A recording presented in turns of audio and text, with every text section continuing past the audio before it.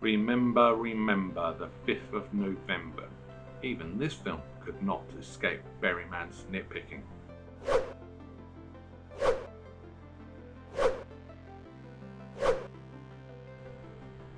V for Vendetta is a 2005 political action film directed by James McTeigue, based on the 1988 DC Vertigo Comics limited series of the same name by Alan Moore and David Lloyd. The film is set in an alternative future where a totalitarian regime has subjugated the United Kingdom. The film centres on V, a masked freedom fighter who attempts to ignite a revolution through elaborate terrorist acts, while Evey, a young working class woman caught up in V's mission and a detective trying to stop V. When the film was released, it did actually get quite good reviews and did quite well at the box office, but there is a lot of issues with this film. So that's what we're going to talk about today. 10 things that can make V for Vendetta better. Number 10. Accents. Right, this really annoys the hell out of me on this one. I am English. Do I have a posh English accent? Does most of the people in England talk with a posh England accent? No! So why the hell are most of the working class talking with posh English accents, having cups of tea? No. Us, English, UK, British, we don't talk like that. Ever. Stop doing that in films, America. Number 9. Inspiring Anonymous. Yeah, this film actually inspired a real-life cyber activist group called Anonymous. I'm hoping they're never going to target me. I'm a nobody on YouTube, so please leave me alone. But yeah, when a film inspires a real-life terrorist group, it's not, or activist group should I say, it's not a good thing. Unfortunately, the director actually takes pride that he's inspired this group as well, which sends the wrong sort of message. Was this the sort of thing you were after when you were making this film? Trying to actually make some political change. Not a good image for a film to have, I'm afraid. Number 8. Real life political issues. Yeah, this film has actually had some real life political issues as well. So much so, this film was actually talked about in the House of Commons as well. The reason being is no film has ever shut down around the Houses of Parliament until this film. And they were allowed to shut down every night around the Houses of Parliament. How? No one's ever done it since. This is the only film that's ever had it done because the security risk is too high. I mean, there was tons of security about it, but why? Now, the rumour mill goes, Tony Blair, the current or the then Prime Minister's son, was working on this film, and that's how come they were allowed to do it. It was so much of a scandal, they were talking about it in the House of Commons, why this film was allowed to shut down all the roads around the House of Parliament. They shouldn't have been allowed to do it, and yet it was a real life scandal. Why? Doesn't give this film a good starting point, really. Number 7. Changing cast. So V was played by Hugo Weaving and he was fantastic as the role. But he wasn't the original cast. He was actually supposed to be played by James McTeigue. There are a couple of scenes where James is still in and Hugo Weaving's just dubbed over the acting.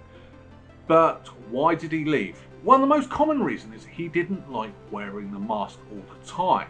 That's the most common I understand. However, there has been reports this wasn't the case. There was more to it as well. Now, when a film changes its lead halfway through filming, it does raise some alarm bells as well. So what really went on? No one will ever know. It's the same as the Ninth Doctor leaving the Doctor Who series. No one will know the exact real reason. It's just down to conspiracy theories and rumours. And that's the same thing that's happened with this film as well. Number 6. Wrong themes. When Alan Moore wrote the original comic, the story was supposed to be about anarchy versus fascism. That's what the film is supposed to be about. That's the theme of the film.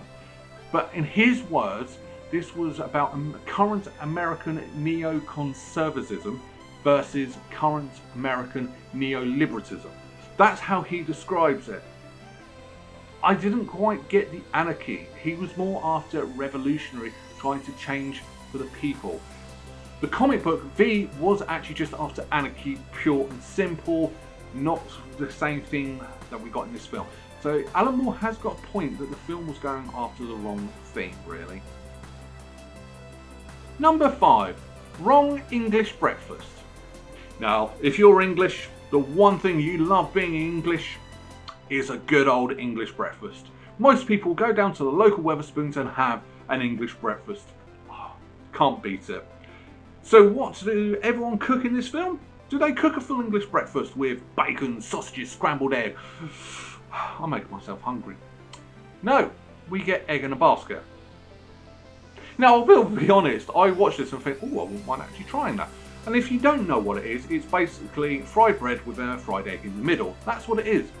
But that's an American breakfast. You don't really have that over here in the UK. Closest we get is eggy bread, where you actually whisk an egg up, stick bread in it, fry that, or you fry the bread on its own to make fried bread. But I've never in my life seen it. I do want to try it, but it's not a British thing, I'm afraid. Number 4, eating with hands. Now, I don't actually have an issue with people eating with their hands. You eat pizza with your hands. I just think eating a pizza with knife and forks is just plain wrong. But the issue here is twice she has made this eggs and basket, whatever you want to call it, which is fried. The whole thing is fried, so it's going to be really hot. So just after it's cooked, what does she do? She picks it up with her hands and eats it. Really? So it'll be scalding hot. You would not be able to pick it up. You would have to eat that using a knife and fork and be all proper and British. You can't have a posh accent and then eat like a commoner. Doesn't work that way. Number 3, falling.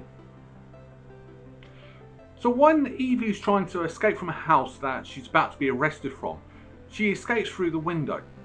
And yet when she falls one way and lands the other way. She lands on her back when she should have actually landed on her front.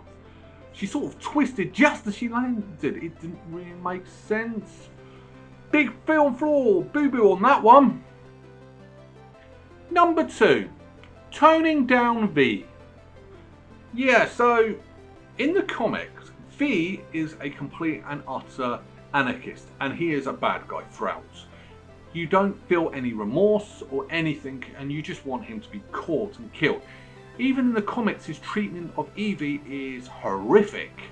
Yet in this film, he's more of a sympathetic character who wants to bring change for the better of the people.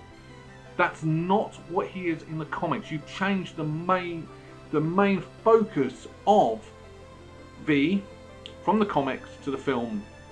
You couldn't have done that. You couldn't have actually done that very well with, say, Joker. Oh, they did. Oh, ignore me then. Number 1, everyone should have died. So at the end of this film, everyone's around the Houses of Parliament watching it blow up. Big Ben blows up. And then they would have all got killed. No, seriously. If Big Ben blows up, everyone around Big Ben would die because the amount of debris, I mean, let's face it, it's made out of gold leaf. That stuff is heavy. Big Ben is heavy. It would have destroyed everything around the Houses of Parliament as well. So all these people that stood there watching it blow up would have all been killed. At least put them on the other side of the river. They would have been safe there, but no. Everyone would have died. All the bad guys, all the protesters would have died. End of. Final thoughts. So, what did I actually think of this film?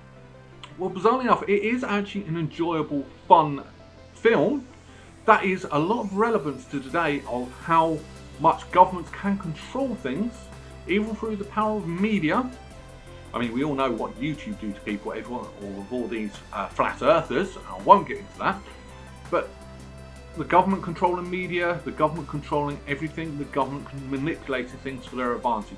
These are all conspiracy theories that even in today's world, 15 years after this film came out, are still around. Do the government do this? I don't know. I'm not saying they do, I'm not saying they don't, but it's a very believable thing. We actually have a character you can get behind you can actually understand that one person can make a difference in today's world. We just don't have anyone willing enough to stand up, unless you count Piers Morgan. Yeah, but it was a good, fun action film. The fight sequences were amazing. You actually fully got behind Evey and her brain, how she was brainwashed. And yeah, I can't really flaw this film that much, really. It is an enjoyable film. The biggest issues are a lot behind the scenes rather than the film itself. But yeah, it was a good film. So I'm not going to say much more about that. It's a film that does have a lot of relevance today. So, what am I going to rank it? I'm going to give it an 8. 8 out of 10 berries is what I'm going to give it. Because it is a fun, action-packed film. Just a lot of behind-the-scenes issues. But that's my opinion. What did you think? What would you rank it out of 10? Would you give it a high score? Would you give it a low score? Did you enjoy the film, most importantly? Let me know in the comments below. If you want to get in touch with me, I'm on social networking. Just search for @berryman81, or there are links in the description below. And what am I going to do next week? Do you know what? We've had a run of a few weeks of some depressing films. So let's have some fun.